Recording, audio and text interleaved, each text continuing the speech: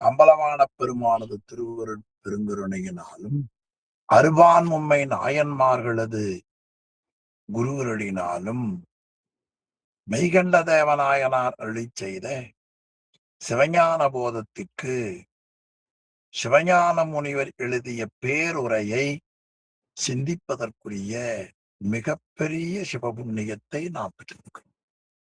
அந்த புண்ணியத்தை கருணையோடு வழங்கியருடைய திருவருளையும் குருவருளையும் போற்றி கேட்டு சிவபுண்ணியம் பெறுகிற தொண்டர்களின் திருவடிகளையும் சிறமேல் கொண்டு மனமொழி மெய்களாலே வணங்கி மகிழ்கிறேன். அன்பர்களே, சிவஞான முனிவர் சிறப்பு பாயிர பகுதிக்கு விரிவாக உரை காட்டுகிறார். இந்த சிவஞான போதத்திற்கு மூலமாக அடிப்படையாக சொல்லக்கூடிய நூல்கள் வேதம், சிவாகமங்கள் என்று நமக்கு அடிப்படையாக சில செய்திகளை காட்டுகிறார். மேலும் சில பேர் அந்த வேதங்கள் பொருந்தாதென்று கூறுகின்றனர். அப்படி அவர்கள் பொருந்தாதென்று கூறுவதற்கு காரணம் மீமாஞ்சகர் சொல்லக்கூடிய வேதத்தை எடுத்துக்கொண்டு சொல்லுகின்றனர் என்று நமக்கு காட்டுகிறார். ஆக வேதங்களிலேயும் சிவாகங்களிலேயும் சிவன் ஒருவனேயாம், ஒன்றென்றது ஒன்றேகான் பதி, ஒருவன் என்னும் ஒருவன் காண்க, பல்லார் உணரும் பான்மையென மேலொருவன் இல்லாதான் எங்கள் இறை என்கிற கருத்தை மிக அழகாக கூறுகின்றன. இந்த முறையிலே வேதத்திலும் புராணங்களிலும் சிவாகமங்களிலும் சிவன் ஒருவனே என்று கூறப்படுகிற காரணத்தாலும், மேலும் பஞ்சபிரமம், பிரணவம் 84வது பக்கம் இருக்கிற பகுதியை நாம் சிந்தித்துக் கொண்டிருக்கிறோம். பஞ்சாக்கரம், பிராசாத முதலிய மந்திரங்கள், பதி, பசுபாசம் முதலிய பொருள் வழக்கம், திருநீற்றை உத்தோளனமாக திரிபுரண்டமாக பூசுதல், உருத்தராக்கம் தரித்தல், சிவலிங்க பூஜை, இவைகளையெல்லாம் ஒரே மாதிரியாக காட்டப்பெற்றிருக்கின்றன. எனவே அந்த வேதமும் ஆகமங்களுமே நமக்கு பிரமாணமாகும். அதிலே கர்த்தா ஒருவனே ஆகலின், அந்த இரண்டிற்கும் பொருள் ஒன்றே ஆகலின், அவற்றுள் மாறுபாடு இன்மையை நாம் உணரலாம் என்று அந்த பகுதியை அழகாக நமக்கு காட்டுகிறார். மேலும் இந்த கருத்தை அருமையாக அப்பைய தீட்சிதர் எழுதிய சிவாதித்தமணி தீபிகை என்ற நூலிலேயும், அரதத்த சிவாச்சாரியார் எழுதிய சிவதத்துவ விவேகம் என்ற நூலிலேயும் இதற்கு பிரமாணத்தை காட்டுகிறார். பலரும் இதுபோல காட்டுவதற்கு என்ன காரணம் என்று அவர்கள் கூறுகிற பொழுது, சிவஞான போதம் வடமொழியிலே இருந்து வந்தது என்பது சிவஞான முனிவருடைய கொள்கை. அதனால் வடமொழியிலே இருக்கிற நூல்கள் பிரமாணமாக காட்ட வேண்டும் என்று அந்த நூல்களை எல்லாம் படித்து, அந்த நூல்களிலே வேதம், சிவாகமங்கள் இந்த இரண்டும் இதற்கு பிரமாண நூலாக கொள்ளலாம் என்கிற கருத்தை கொஞ்சம் விரிவாக காட்டுகிறார்கள். ஆனால் இது போல சிந்திப்பவர்கள் இப்ப படிப்பவர்கள ரொம்ப குறைவு. சிவஞான போதம் படிக்கிறவர்களே குறைவு. அதுல மாபாடியம் படிப்பவர்கள் ரொம்ப குறைவு. அதில எளிமையாக நமக்கு திருமுறைகள்ல கருத்துக்கள் மிக அருமையாக சொல்லப்பட்டிருக்கின்றன. எனவே நமக்கு திருமுறைகளிலே இருக்கிற மேற்கோள்களை காட்டி சிந்தித்தாலே நமக்கு அந்த பதிபசுபாச உண்மையும் திருநீரு அணிதலும் ஆகியவைகள் எல்லாம் நமக்கு விளக்கமாக சொல்லப்பட்டிருக்கின்றன. ஆனாலும் கூட முனிவர் இந்த கருத்துவாதம் முனிவர் காலத்திலே அந்த நிலை இருந்த காரணத்தினால் நீலகண்ட பாஷ்யம் உள்ளிட்ட அந்த மேற்கோள்களை எல்லாம் நமக்கு காட்டுகிறார். எப்படியோ அந்த நூல்களை எல்லாம் படிக்கிற ஒரு நிலை நமக்கு இல்லை. என்னுடைய கருத்தாக இதை நான் சொல்லுகிறேன். போற்றி பகருடையில ஒரு அருமையான தொடர் உமாபதி சிவம் காட்டுவார்.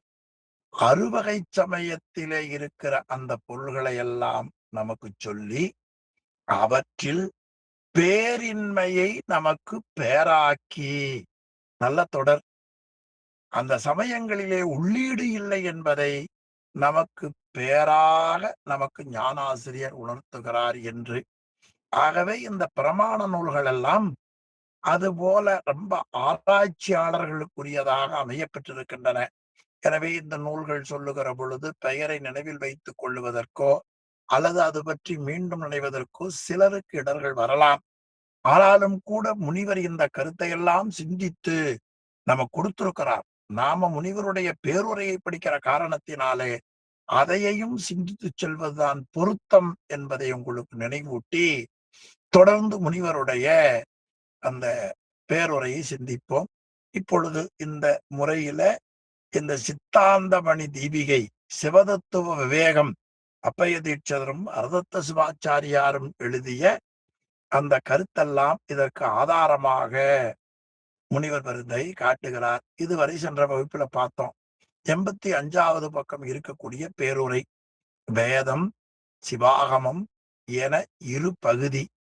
இது 3 வருணத்திற்கும் உரிமையாதலும் 4 வருணத்திற்கும் உரிமையாதல் பற்றி நீலகண்டபாடியத்தில் கூறப்படுகிறது என்று அந்த நீலகண்டபாடியத்தில் இருக்கிறத காட்டுகிறார். வடமொழி நூல்களின் அடிப்படையில வேதம் சிவாகமம் இரண்டும் தமக்குள் மாறுபாடு இல்லாதவை என்பதை மேற்பகுதியில நாம் விரிவாக முனிவர் காட்டினார். இதே கருத்து தமிழ் நூல்களிலே வலியுறுத்தப்பட்டிருக்கிறது என்பதை இப்பதான் காட்ட வருகிறார். அப்படி வருகிற பொழுது ஆதி நூல் அனாதி நூல் அமலன் தருநூல் இரண்டும் ஆரண நூல் பொது சைவம் அருச்சிறப்பு நூலாம் நீதியினால் உலகத்தார்க்கு சத்தினிபாதற்கு நிகழ்த்தியது நீன்மறையின் ஒளிபொருள் வேதாந்த தீதில் பொருள் கொண்டுரைக்கும் நூல் சைவம் பெற நூல் திகழ் பூர்வம் சிவாகமங்கள் சித்தாந்தமாகும் என்பதை பற்றி நமக்கு அழகாக தமிழ் நூல்களிலே கூறப்பட்டிருக்கிறது. அதாவது சிவஞான சித்தியாரில ஒரு திருப்பாடல்ல வேத நூல் சைவ நூல் என்று 2 வகை நூல்களே உள்ளன என்று அருள்நந்தி சிவாச்சாரியார் காட்டிட்டார். ஆனா சிவஞான போதம் வடமொழியில இருந்து வந்தது என்பதை காட்டுவதற்காக இந்த முன்னால பார்த்த இத்தனை ஆகமங்களை காட்டுகிறார். இவரே பௌக்கர் ஆகமத்துக்கு விரிவாக உரை எழுதியிருக்கிறார். அதனால நல்ல படித்தவர். எனவே அந்த ஆகமங்களிலே இருந்து இதற்கு பிரமாணம் சிவஞான போதத்து காட்டுகிறார். அதை காட்டுவதோடு அல்லாமல் தமிழிலே இருக்கக்கூடிய சிவஞான சித்தியாரிலே இருக்கக்கூடிய ஒரு திருப்பாடல் காட்டி வேதம் பொது சைவம் சிறப்பு. இப்ப வேத நூல் உலக மக்களை நோக்கி எழுந்தது, சைவ நூல் சத்தினிபாதம் பெற்றவர்களுக்காக எழுந்தது. ஏனைய நூல்கள் எல்லாம் இதற்கு அடிப்படையாக பூர்வ பக்கமாக இருக்கின்றன. எனவே சிவாகமம் ஒன்றே சைவ சித்தாந்தம் ஆகும் என்று அருள்நந்தி சிவாச்சாரியார் அந்த சிவாகமங்களின் சிறப்பை நமக்கு இங்க அருமையாக காட்டியிருப்பதை ரொம்ப அழகுபட இதிலே காட்டினார். எனவே உலகியல் வேத நூல் ஒழுக்கம் என்பதும் நிலவு மெய்நெறி சிவநெறி என்பதும் கூறுவ அங்கனம் தூல அருந்ததி முறைமை பற்றி கூறுதலின் இரு பகுதிப்பட்டது. எனவே யாம் கோடும் என்று அந்த முறையில யாமும் இதை எடுத்துக்கொள்ளுகிறோம். யாம் கோடும்னா இந்த கருத்தை நாமும் ஏற்றுக்கொள்ளுகிறோம் என்பதாக முனிவர் அதற்கு ஒரு அமைதியும் ரொம்ப அருமையாக காட்டுகிறார். மேலும் சேக்கிழார் எழுதிய பெரிய புராணத்தில ஒரு அழகாக மேற்கோளை சுவாமிகள் காட்டுகிறார்கள். பெரிய புராணத்திலே திருஞான சம்பந்த மூர்த்தி நாயனாருடைய வரலாறு.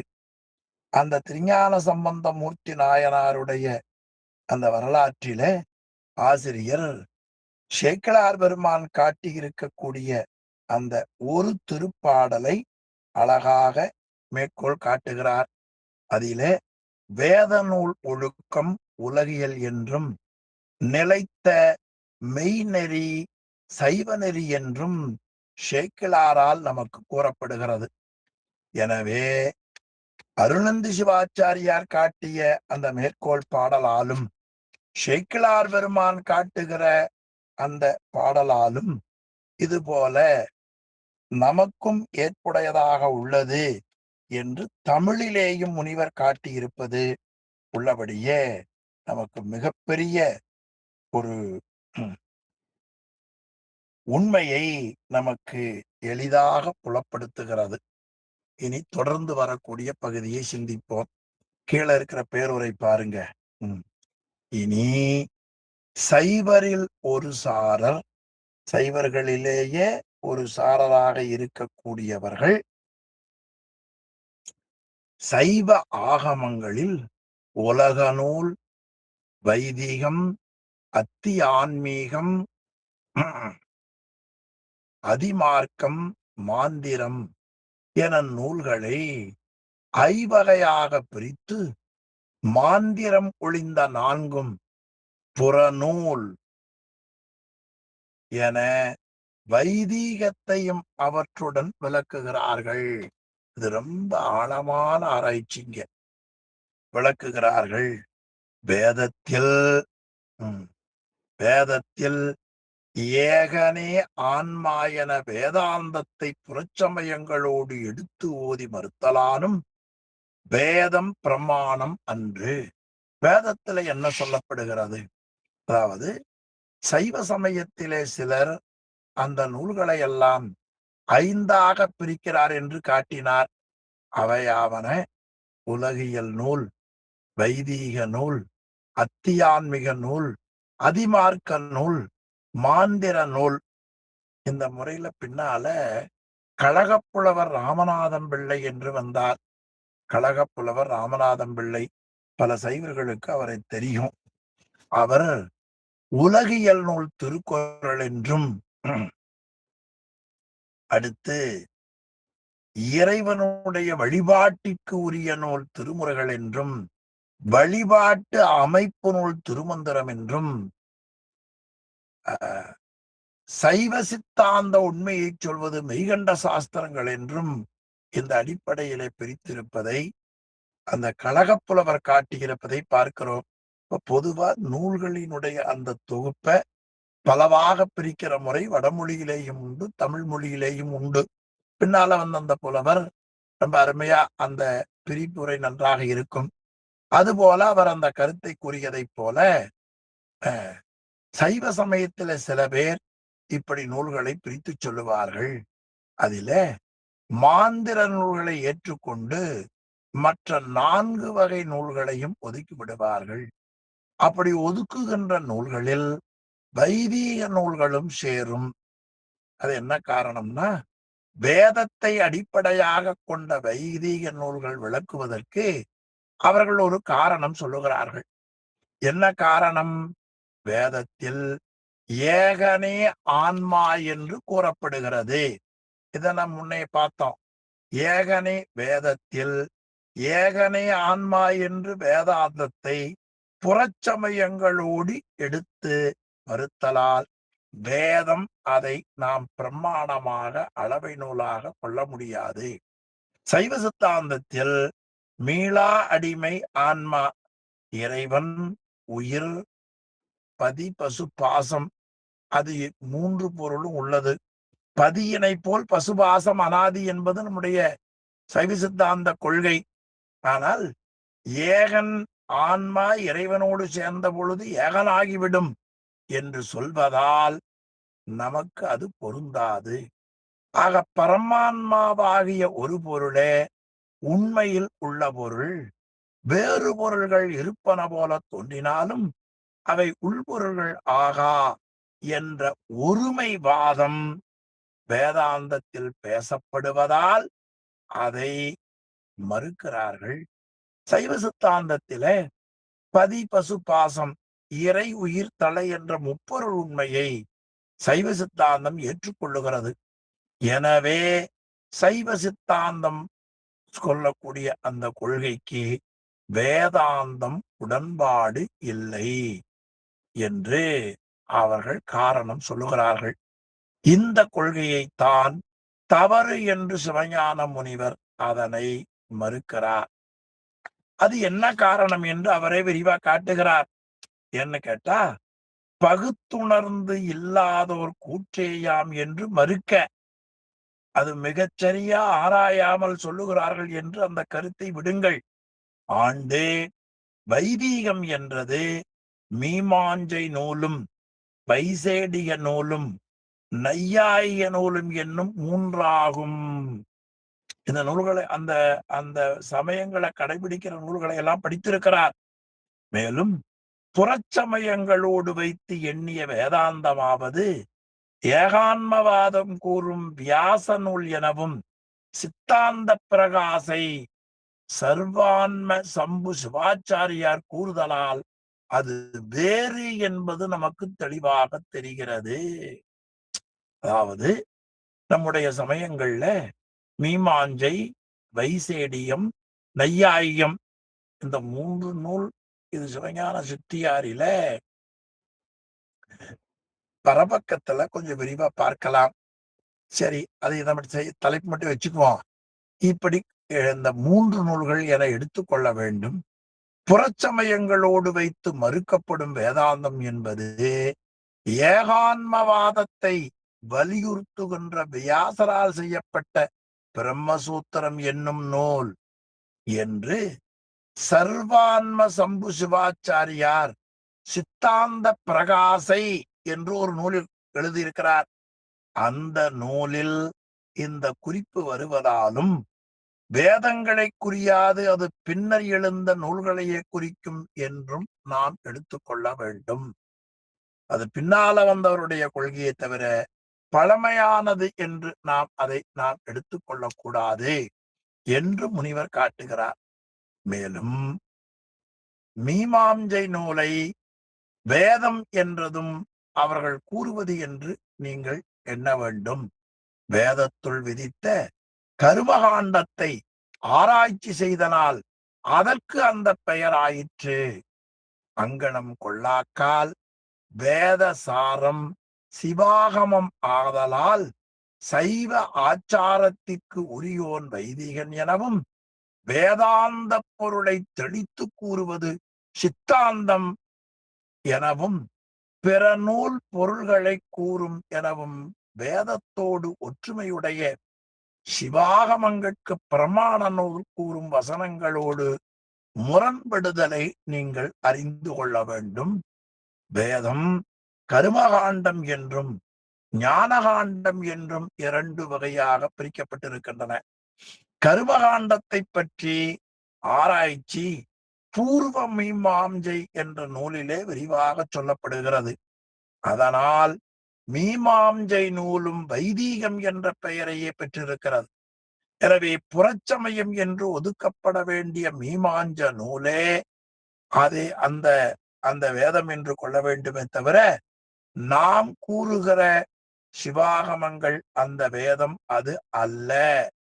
இப்படி பொருள் கொள்ளவில்லை என்று சொன்னால் சிவாகமம் வேதாச்சாரம் என்றும் சைவ ஆச்சாரத்திற்குரியவன் வைதிகன் என்றும் வேதாந்த பொருளை தெளிவாக கூறுவது சைவ சித்தாந்தம் என்று எடுத்துச் சொல்லுகிற பகுதிகளோடு இந்த கருத்து முரணாக அமைகிறது என்று முனிவர் தன்னுடைய கருத்தை ரொம்ப சிறப்பான ஆராய்ச்சிங்க.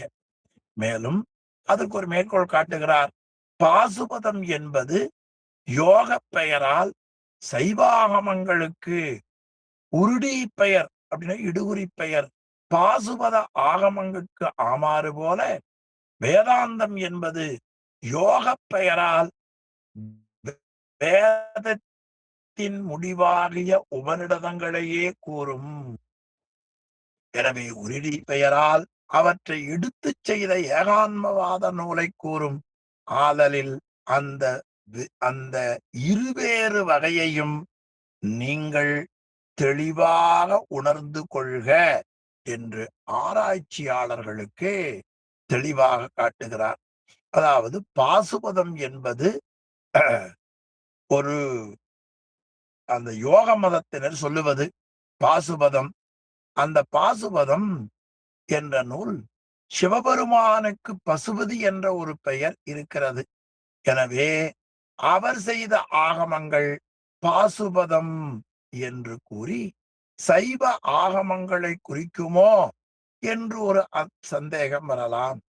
பசுபதியால் செய்யப்பட்டவை என்று காரண பெயரால் விளங்குகிற பொழுது பாசுபதம் என்ற சொல் சைவ ஆகமங்களை குறிக்கும். அதே நேரத்தில் இடுகுறி பெயராக அத உருடி என்றார். இடுகுறி பெயராக வழங்கும் பொழுது பாசுபதம் என்னும் சமயத்தார் தமக்கு உரியவனவாக கொண்ட ஆகமங்களை குறிக்கக்கூடிய யோக பெயர். அப்போ காரண பெயர், இடுகுறி பெயர். அதுபோல வேதாந்தம் என்ற சொல் காரண பெயராக வழங்குகிற பொழுது வேதத்தின் முடிவிலே விளங்குகிற உபநிடதங்களையே குறிக்கும். அதே சொல் இடுகுறி பெயராக வழங்குகிற பொழுது கேவலாத்து விதம் எனப்பட்ட கொள்கையை விளக்கி கூறுகிற ஏகான்மவாத நூல்களை குறிக்கும். பாருங்களேன், அந்த ரெண்டையும் பிரிச்சு காட்டுகிறார். இந்த பாசுபதம் என்ற சொல் நீங்கள் காரண பெயராக விளங்குகிற பொழுது வேதத்தின் முடிவிலே விளங்குகிற உபநிடதங்களை குறிக்கும். இடுகுறி பெயராக அதை நீங்கள் சொல்லுகிற பொழுது ஏகான்மவாத நூல்களையே குறிக்கும். இந்த காரண பெயர் இடுகுறி பெயருக்குள்ள வேற்றுமைகளை தெரிந்து அதிலே சொல்லுகிற வேதம் என்பதற்கும் மீமாஞ்சகர் சொல்வதற்கும் வேறுபாடுகளை படிப்பவர்கள் உணர்ந்து கொள்ள வேண்டும் என்று சிவஞான முனிவர் இந்த இரு வேறு வகையும் தெரிந்து பிறகு உணர்க, முதல்ல தெரிதல் பிறகு உணர்க என்று காட்டினார். இனி அடுத்த இந்த அளவுல அந்த ஆராய்ச்சியை முனிவர் கொஞ்சம் நிறைவு செய்துவிட்டு சிவதீக்கை என்கிற தலைப்புக்கு வருகிறார். ரொம்ப கட்டாயமான பகுதி. அதுல என்ன சாட்டுகிறார்? நாட்டுல இந்த தீக்கை பெறுகிற முறைகளை பற்றி வடமொழியில வேதங்களிலே சொல்லப்படுகிற முறை அவர்கள் சில இருக்கின்றன. அந்த முறையில சைவ ஆகமங்கள் ஓதுகிற பொழுதும் சாஸ்திரங்கள் படிக்கிற பொழுதும் தீக்கை பெற்று படிப்பது சிறப்பு என்று நமக்கு தமிழ் நூல்களிலேயும் கூறப்படுகின்றன. அதை பற்றி ஒரு சில கருத்துக்களை ஆசிரியர் சிவஞான முனிவர் இந்த பகுதியில படிப்பவர்களுக்கு தீக்கை பற்றி தெளிவுபட விளக்கம் கூறுகிறார். வேதம் ஓதுதற்கண்ணும் வைதீக ஆச்சாரத்தின் கண்ணும் உபநயன பேருடையார்கன்றி அதிகாரம் இல்லை. ஆமா, இந்த பகுதியில சிவதீக்கையினுடைய இன்றியமையாமை, கட்டாயமா சிவதீக்கை பெற வேண்டும் என்று தமிழிலேயே வலியுறுத்தி கூறுகிறது. அதுல பெரிய நம்முடைய உமாபதி சிவமே அந்த அவருடைய வரலாற்றுல பெற்றான் சாம்பனுக்கு பேதமர தீக்க செய்து முத்தி கொடுப்பது முறை என்று சிவபெருமான் எழுதிய கடிதத்திலேயும் நமக்கு தமிழிலே இடம்பெற்றுள்ளதால் தீக்கை இன்றியமையாதது. சரி, தீக்கையை பற்றி முனிவர் தாம் கிடைத்த அனுபவங்களை எழுதுகிற பகுதியை நாம் அவருடைய வரியால சென்று சிந்திப்போம். அதாவது இந்த வருணாச்சரம் என்பது எப்படியோ நாட்டுக்குள்ள வந்துவிட்டது. அதுல 4 வருணங்களில் முதல் வருணம் என்று கொள்ளப்படுவது பிராமண வருடம். வேதம் ஓதுவதற்கு வேதனையில் ஒழுகுவதற்கும் அந்த வருணத்தாருக்கே உரிமை உண்டு என்று நமக்கு கூறுகிறார்கள். ஆமா, இந்த செய்தியை மட்டும் வாங்கிக் கொள்ளுங்க. பிறகு நீங்கள் ஒரு நிலைப்பாடா வருவதற்கு ஒரு வாய்ப்பாக இருக்கும். பொதுவா பல நெறிமுறைகளையும் கொஞ்சம் நாம் கற்க வேண்டும். அப்பொழுதுதான் நாம் கொள்ளுகிற கடைபிடிக்கக்கூடிய நெறிமுறைகளுடைய தெளிவை நாம் சரியா புரிந்து கொள்ள முடியும். ஆமா. இப்ப முனிவர் சொல்லுகிறார், வேதம் ஓதுகிற பொழுது, வேத நெறியை பழகுகிற பொழுது, அந்த வேத நெறி அந்த பிராமணர்களுக்கே உரிமை உண்டு. ஆமா. உடனே நீங்க வேற இடத்துல போயிட வேண்டாம். நமக்கு அப்படி இல்ல. எவரேனும் தாமாக விளையாடத் திட்ட திருநீரும் சாதனமும் கண்டால் என்றுதான் நம்ம காட்டுகிறார். இன்னொரு இடத்துல எங்கேனும் யாதாகிப் பிறந்திடினும் அங்கே வந்து அருள் செய்யக்கூடிய பெருமான் நம்முடைய பெருமான் என்று பெருமானுடைய எளிவந்த தன்மைகளை ஞானசம்பந்த பெருமான் காட்டுகிறார். பொதுவா யாதாகி பிறந்திடினும், நியாயமா யாராக பிறந்திடினும் உயர்நிலையில் சொல்லியிருக்கணும். ஆனா ஞானசம்பந்த பெருமான் யாதாகி பிறந்திடினும் என்று அகிரணை பொருளும் சொல்லுகிறார். அதனால நம்முடைய சைவத்தில் அழகாக நம்முடைய ஆசிரிய பெருமகனார் முதுபெரும் புலவர் கூறுவார், காந்தியடிகளின் கொள்கை கடையவனின் கடைத்தேற்றம், சைவத்தின் கொள்கை கடையவைகளின் கடைத்தேற்றம். அதை எங்கேனும் யாராகி இன்றாமல் யாதாகி பிறந்திடினும் என்று இருக்கிறது. ஆனா ஒரு காலத்துல இந்த வேதம் ஓதுவது பிராமணர்களுக்கு உரிமை உண்டு என்று சொல்லுகிறார்கள். அப்படி வேதம் ஓதுதன்கண், அப்படி அந்த குலத்திலே பிறந்த அந்த குல மக்களுக்கு அந்த ஆச்சாரத்தின் பொருட்டு உபநயனச் சடங்கு என்று செய்வார்கள். ஆக அந்த உபநயன சடங்கு யாருக்கு செய்யப்பட்டிருக்கிறதோ முப்புரினுள் அணிவிப்பார்கள். அதன் பிறகுதான் அவர்கள் வேதம் ஓதும் உரிமை அவர்களுக்கு உரியதே. அந்த பிராமணர்கள் கடைபிடிக்கக்கூடிய நெய்யதியில் அது சொல்லப்படுகிறது. முப்புரி நூல் அவர்கள் பூணூல் சடங்கு, அது பிறப்பு ரெண்டுன்னு சொல்லுவார்கள். அம்மா வீட்டிலிருந்து பிறக்கிறது. பூணூல் சடங்கு போடுவது மறுபிறப்பு என்று சொல்லுவார்கள்.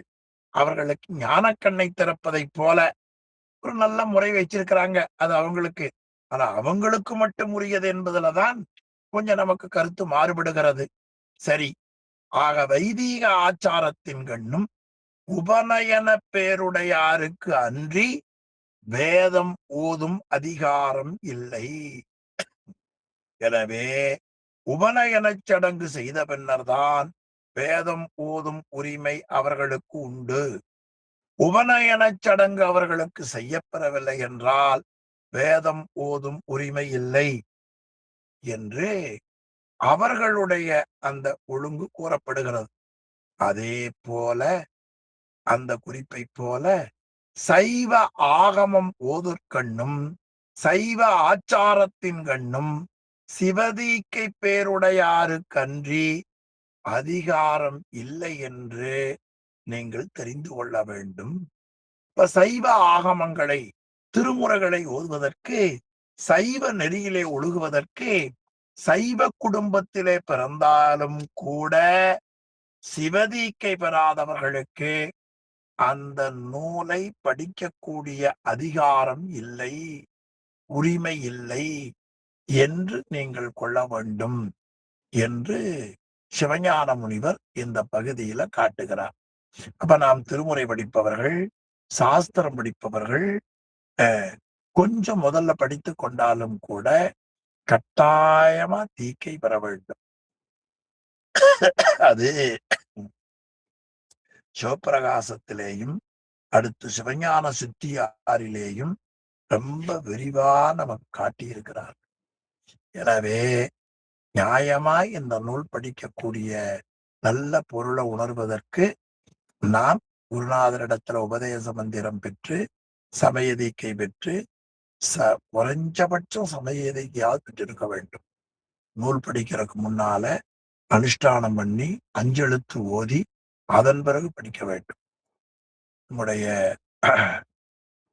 பெரிய புராணத்திற்கு இப்ப மெய்கண்டார் அருளிய சிவஞான போதத்திற்கு ஒரு பேருரை சிவஞான முனிவரால் கொடுக்கப்பட்டது. அதை படிச்சுட்டு இருக்கிறோம். இதே போல பெரிய புராணத்துக்கு ஒரு பேருரை எழுதினார் மாபாடியம். அவருக்கு பெயர் சிவகவிமணி கோவை சி.கே. சுப்பிரமணிய முதலியார். 7 தொகுப்பை எழுதியிருக்கிறார். 4286 பாடல் கொண்ட பெரிய புராணத்திற்கு 7 தொகுப்பாக பிரித்து எழுதியிருக்கிறார். அதிலே அவர் ஒரு வழக்கறிஞர். அந்த வழக்கறிஞராக இருப்பவர் வீட்டிலே இருந்து நீதிமன்றத்திற்கு செல்லுகிற பொழுது ஒரு விநாயகர் கோயிலை கடந்து செய்வார். அவர்கள் குடியிருந்த பகுதி கோவையிலே ஒரு பகுதி. அப்படி செல்லுகிற பொழுது அங்கே பெரிய புராணத்துக்கு விரிவுரை செய்து கொண்டிருந்தார். அவருக்கு பெயர் சதாசிவம் என்று பெயர். ஆமா. அப்படி அவர் விரிவுரை செய்ததை கேட்டு கேட்டு கேட்டு அவருக்கு பெரிய புராண விரிவுரை செய்ய வேண்டும் என்று எண்ணம் வந்தது. இதெல்லாம் விட்டுருவோம். ஆக அந்த சதாசிவம் ஐயா அவர்கள் அவர் பாடம் கேட்டது வினோதரச மஞ்சரி வீராசாமி செட்டியார் என்று அவர் பாடம் கேட்டது. ஒரு நாள் நம்முடைய சதாசிவம் ஐயா அவர்கள் வினோதரச மஞ்சரி வீராசாமி செட்டியார் இடத்துல போய், ஐயா, நான் பெரிய புராணத்துக்கு பாடம் கேட்க விரும்புகிறேன் சொன்னார். உடனே வினோதரச மஞ்சரி வீராசாமி செட்டியார் ஒரு நாளை குறித்து அந்நாளில் வருக, அன்று முதல் உனக்கு வகுப்பெடுக்கப்படும் என்று நமக்கு சொன்னார். இந்த சதாசிவம் என்பவர்கள் கயப்பாக்கம் என்ற ஊரிலே பிறந்தவர். அவருக்கு பேரே கயப்பாக்கம் சதாசிவ செட்டியார் என்று நூல்கள்ல வரும்.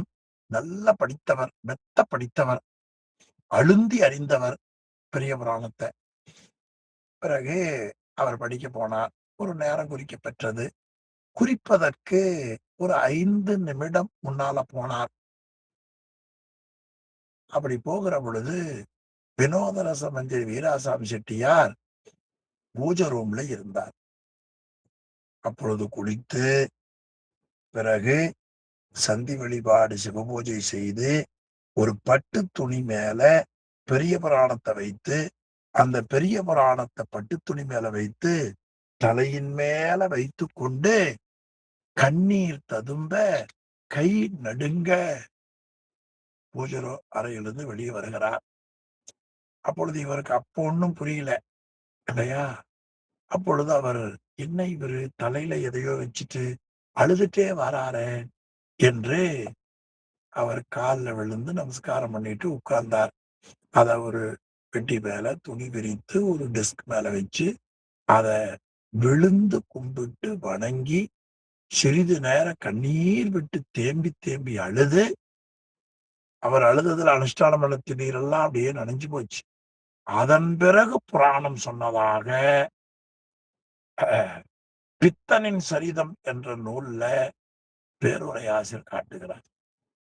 நியாயமா ஞான நூல்களை கேட்கிற பொழுதும் படிக்கிற பொழுதும் குளித்து திருநீர் அணிந்து அஞ்செழுத்து ஓதி நாம் படிக்கிற நூல் நல்ல முறையிலே நம் அறிவிலே பதிவாக வேண்டும் என்ற சிந்தனையோடு அமர வேண்டும். அதுதான், அதற்கு ஆயத்தம்தான் இந்த தீக்கை. அதைத்தான் ஆசிரியர் சிவதீக்கை என்ற தலைப்பில நமக்கு காட்டுகிறார். இந்த அளவில் நாம் இதை பற்றியான விளக்கத்தை ஒரு வகையா நிறைவு செய்து கொள்ளுவோம். இனி அந்த தீக்கையினுடைய விரிவை காட்டுகிறார் அடுத்த பகுதியில. 88வது பக்கம். சிவதீக்கியின் வகைகள், அவற்றை பற்றி சிவஞான முனிவர் தான் படித்த நூல்களிலே இருக்கிற செய்திகளை சுருக்கி கொடுக்கிறார். தீக்கை நிராதாரம் சாதரம் என்று இருவகைப்படும். ரொம்ப அருமையா காட்டினார். நிராதாரம் என்பது திருமேனி இல்லாமல் செய்யப்படுவது. சாதரம் என்பது திருமேனி தாங்கி செய்யப்படுவது. இந்த வடமொழியில வருகிற சொல்கள்ல தான் கொஞ்சம் சில நேரம் நமக்கு பொருள்படுகிற பொழுது கொஞ்சம் மயக்கம் வரும். ஒரு முறைக்கு இருமுறை, இருமுறைக்கு பல முறை இந்த சொற்களை வாங்கி கொண்டு செய்தால் அந்த சிக்கல் கொஞ்சம் நீங்கும். திருவருளும் அதற்கு நமக்கு உபகாரமா இருக்க வேண்டும். இப்ப தீக்கை, நிராதாரம், சாதரம். திருமேனி இல்லாமல் செய்யப்படுவது நிராதாரம். சாதரம் என்பது திருமேனி தாங்கி செய்யப்படுவது. அவற்றுள் நிராதாரமாவது விஞ்ஞானகலர் பிரளயாகலருக்கு தீவிரம் தீவிரதர் என்னும் இருவகை சத்தினிவாதத்தால் பரமசிவன் ஆசான் மூர்த்தியை அதிர்ஷ்டித்து நின்று செய்வதன்றி தானே முன்னின்று செய்வது.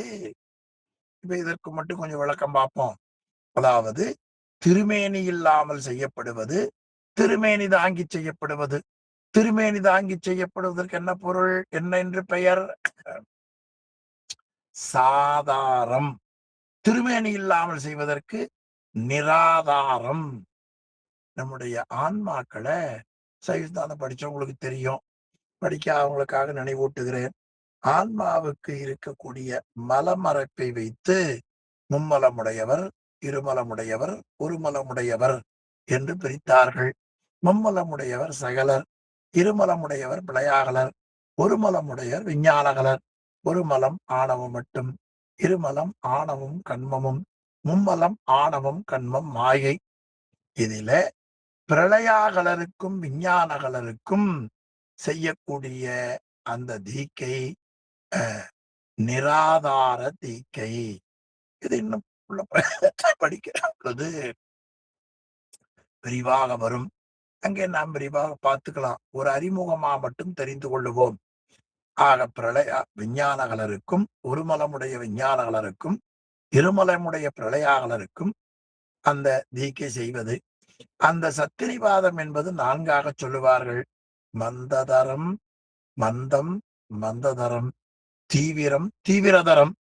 இந்த 4 நிலைகளில நம்முடைய ஆன்மா பக்குவ முயற்சியில மந்தமாகவும், மந்ததரமாகவும், தீவிரமாகவும், தீவிரதரமாகவும் அதை பிரிச்சு காட்டுகிறார்கள்.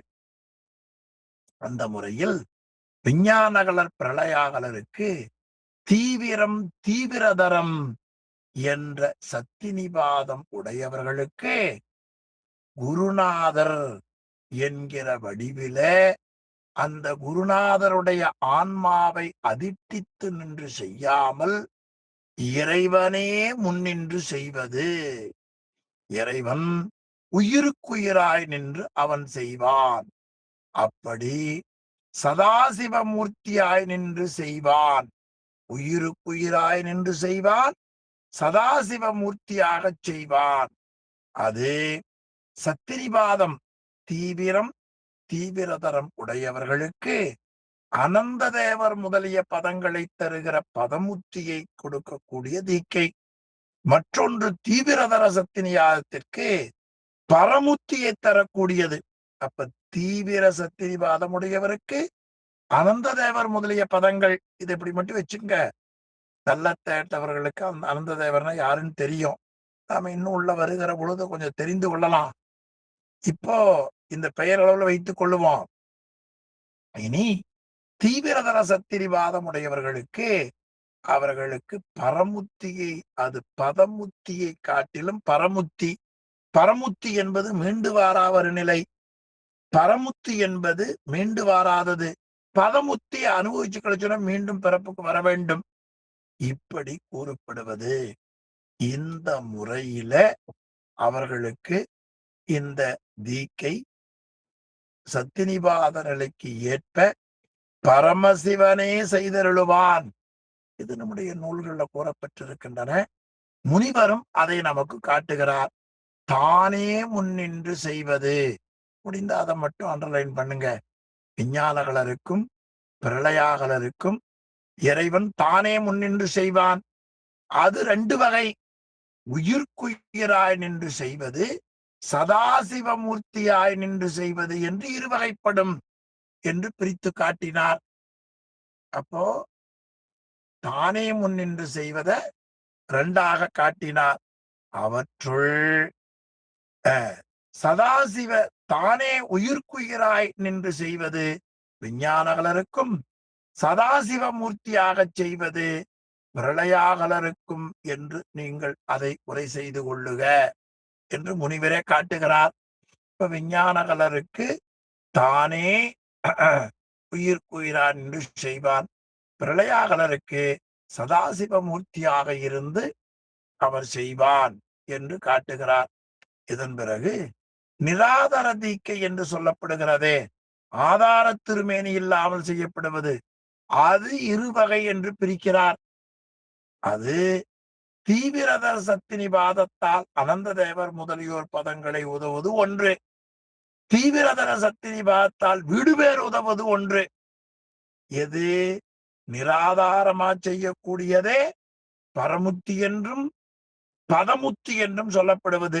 பதமுத்தி மீண்டும் வருவது, பரமுத்தி மீண்டும் வராதது என்று இந்த நிராதார தீக்கையை நமக்கு காட்டினார். நிராதார தீக்கை யாருக்கு? விஞ்ஞானகலருக்கும் பிரளயகலருக்கும். அவர்கள தீவிரதரமுடையவர்கள். விஞ்ஞானகலருக்கு உள்நின்று உணர்த்துவார். பிரளயாகலருக்கு அவர் சதாசிவ மூர்த்தமாக இன்று செய்வார். அதற்குள்ளேயும் அந்த நிராதர தீக்கைய தீவிர சத்திரிவாதம் உடையவர்கள், தீவிர சத்திரிவாதம் உடையவர்கள், அந்த ரெண்டுக்கு தக்கவாறு அவர்களுக்கு அந்த நிலை கிடைக்கும் என்று காட்டி முடித்தார். இது எதை காட்டி முடிச்சார்? நிராதாரத்தை நிறைவு பண்ணிட்டார். இனி அடுத்த பகுதியில பேருரையில கீழே பாருங்க. இனி சாதார தீக்கையாவது சகலருக்கு நிலவுலகத்தின் ஆசான் மூர்த்தியை அதிட்டித்து நின்று நால்வகை சத்தினிவாதத்துக்கு செய்வது. இப்ப சாதார தீக்கை என்பது மும்மலங்களுடைய சகலர். இந்த சகலருக்கு 3 மலமுடையவர்கள் சகலர்னு பேர். அவர்களுக்கு இந்த உலகத்தில் தோன்றி பதிபசுபாச முப்பொருள்களினுடைய உண்மையை அறிந்து பசுவாகிய உயிர் பாசத்தை விட்டு பதியை அடைய முயலக்கூடிய சாதகனாக இருக்கிற பக்குவப்பட்ட ஆன்மாக்களுக்கும் பயனை தெரிந்த ஆன்மாக்களினுடைய உயிரை இடமாக கொண்டு இறைவன் செய்யக்கூடிய தீக்கை. இந்த தீக்கை 4 வகை சத்தினிபாதர். 4 வகை யாரு? மந்தம், மந்ததரம், தீவிரம், தீவிரதரம் ஆக 4 வகை சத்தினிபாதர்களுக்கு உரியது. அதுவும் திருநோக்கு முதல் பல வகைப்படும். அது திருநோக்கு முதல் பல வகைப்படும். அது நயன தீக்கை என்றும் வடமொழியில சற்று தீக்கை என்றும் சொல்வார்கள். அது பார்வையாலே செய்யப்படுவது. பரிசு தீக்கை என்பது மாணவனை ஆசிரியர் தன் கையாலும் காலாலும் தொட்டு செய்யக்கூடியது. வாசக தீக்கை என்பது மெய்ப்பொருளை உணர்த்துவதன் மூலம் மாணாக்கனுக்கு அதை செய்யப்படுவது. எனவே அடுத்து மானச தீக்கை. இது மனதால் தன் மாணவனுடைய இதயத்தில் புகுந்து யோக நெறியிலே செய்வது. அடுத்து சாஸ்திர தீக்கை. மாணவனுக்கு மெய்ப்பொருளை நூல்களை பயிற்றுவித்து செய்யக்கூடியது. யோக தீக்கை அது ஆதார யோகம், நிராதார யோகம், இந்த இரண்டையும் மாணவன் பழகுமாறு பயிற்றுவிப்பது. இதையெல்லாம் உட்படுத்தி திருநோக்கு முதல் பல வகைப்படும் காட்டிட்டார். இந்த பகுதியெல்லாம் ரொம்ப அருமையாக அருள்நந்தி சிவாச்சாரியார் ஒரு அருமையான பாடல்ல ரொம்ப சிறப்பா நமக்கு காட்டுகிறார். இன்னும் அந்த நூல் படிக்கிற பொழுது நாம் தெரிந்து கொள்வோம். இதுல முன்னால தீக்கையை பற்றி ஒரு குறிப்பு விளக்கத்தை தான் நம்முடைய முனிவர் பெருந்தகை காட்டியிருப்பதை நாம் பார்க்கிறோம். ஏன்னா கொஞ்சமாவது இதை பத்தி தலைப்பாவது தெரிஞ்சிருக்கணும். அப்புறம்தான் உள்ள போனா சில நேரம் அந்த இப்ப கேட்ட உரை அப்ப கொஞ்சம் ஞாபகம் வரும். கட்டாயமா வருங்க. முதல்ல பார்த்தது நாம கூட ஒரு பொருளை வெளியில பார்த்துட்டு போறோம். உள்ள பாக்குறப்போ இதை விரிவா பாக்குற பொழுது அங்க முன்னால வச்சிருந்தாங்கல்ல அதனுடைய அமைப்பு தானன்னு பாக்குறோமா இல்லையா? எளிமையா சொல்றேன். கடைக்கு போறீங்க, ஒரு பொம்மையில ஒரு டிஷர்ட் போட்டிருக்கு. உள்ள போறீங்க, பல சட்டைய பார்க்குறீங்க. இதே சட்டை தான அங்க போட்டிருந்தாங்க அப்படின்னு கொஞ்சம் நினைவுக்கு வருதா? இல்லையா? இப்போ நம்முடைய அறிவு ஒரு பொருள கொஞ்சம் தொகுத்து சொல்லுகிற பொழுது கொஞ்சம் பற்றிக்கொள்ளும். பிறகு அது விரிவா காட்டுகிற பொழுது, அத படிக்கிற பொழுது, அந்த பழைய நினைவு திருவருளால் நமக்கு கிடைக்கும் என்பதை கொஞ்சம் தொண்டர்கள் நினைவில வைத்துக் கொள்ள வேண்டும். அது ரொம்ப அருமையா காட்டுகிறார். அந்த முறையில திருநோக்கு முதல் பல வகைப்படும்.